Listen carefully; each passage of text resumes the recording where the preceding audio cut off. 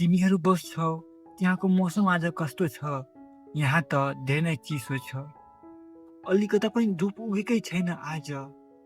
तर बिहान बिहान 7 बजेतिर एकदमै चर्को धुप उगेको थियो। तर 8 बजेतिर धुप गायब नै भइसक्यो। अनि त्यो टाइमदेखि अहिलेसम्म धुपको एउटा झलक पनि आएको छैन।